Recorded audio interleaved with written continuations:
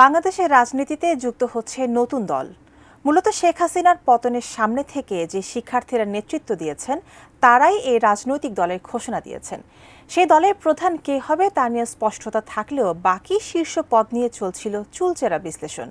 এসবের মধ্যে নাগরিক কমিটির সদস্য সচিব আখতারের একটি পোস্ট রহস্যের জন্ম দিচ্ছে। মোহাম্মদ সোহাগ বিশ্বাসের রিপোর্ট। শুক্রবার রাতে দুই উপদেষ্টার সঙ্গে নিজের একটি ছবি ফেসবুকে পোস্ট করেন জাতীয় নাগরিক কমিটির সদস্য সচিব আখতার হোসেন। তার ফেসবুক পোস্টে নতুন রাজনৈতিক দলের সাংগঠনিক কাঠামো সম্পর্কে এক ধরনের বার্তা দিচ্ছে বলে মনে করছেন অনেকে। জাতীয় নাগরিক কমিটি ও বৈষম্য বিরোধী ছাত্র আন্দোলনের উদ্যোগে আত্মপ্রকাশ করতে যাওয়া নতুন রাজনৈতিক দলের আহ্বায়কের দায়িত্ব নিতে যাচ্ছেন নাহিদ ইসলাম। এজন্য যে কোনো সময় অন্তর্বর্তী সরকারের উপদেষ্টা পদ থেকে তিনি পদত্যাগ করতে পারেন বলে জাতীয় নাগরিক কমিটির শীর্ষ পর্যায়ের একাধিক নেতা থেকে জানা গেছে। তবে দলের দ্বিতীয় শীর্ষ পদে কে আসবেন তা নিয়ে এতদিন মতবিরোধ ছিল। আখতারের এই ফেসবুক পোস্টের পর এখন বিষয়টি অনেকটাই স্পষ্ট হয়েছে যে আখতারই হচ্ছেন সদস্য সচিব। গণ অভ্যুত্থানের সময় বৈষম্যবিরোধী ছাত্র আন্দোলনের সমন্বয়কদের তালিকার ১ নম্বরে ছিল নাহিদ ইসলামের নাম। আওয়ামী লীগ সরকার পতনের পর গত ৮ আগস্ট অন্তর্বর্তী সরকার দায়িত্ব নিলে তিনি উপদেষ্টা হন। অন্যদিকে সরকার গঠনের ৩ সপ্তাহ পর মাহফুজ আলমকে প্রথমে প্রধান উপদেষ্টার বিশেষ সহকারী করা হয়। গত নভেম্বরে তিনি উপদেষ্টা হিসাবে শপথ নেন। আর গণ অভ্যুত্থানের পর গত বছরের সেপ্টেম্বরে জাতীয় নাগরিক কমিটি গঠিত হলে আখতারকে এর সদস্য সচিব করা হয়।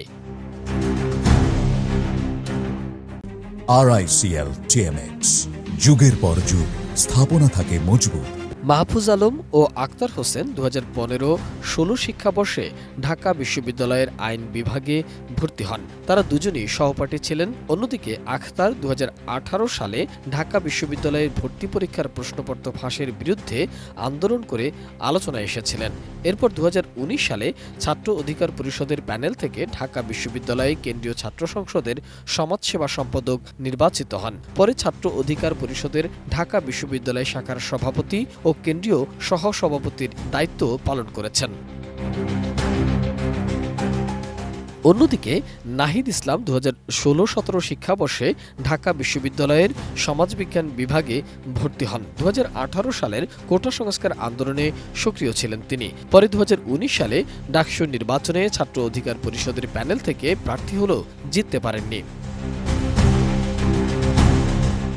2023 সালের অক্টোবরে আখতার ও নাহিদের উদ্যোগে গণতান্ত্রিক ছাত্রশক্তি নামের একটি নতুন ছাত্র সংগঠনের আত্মপ্রকাশ ঘটে।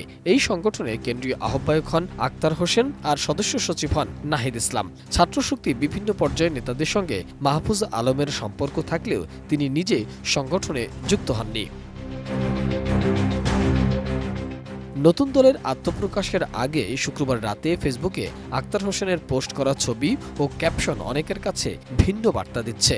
এ বিষয়ে জাতীয় নাগরিক কমিটির শীর্ষ পর্যায়ের বেশ কয়েকজন নেতা বলছেন, ছবিটি দেখার পর আর কোনো সংশয় থাকার কারণ নেই যে নাহিদ ও আখতারের নেতৃত্বে নতুন দলের আত্মপ্রকাশ ঘটতে যাচ্ছে।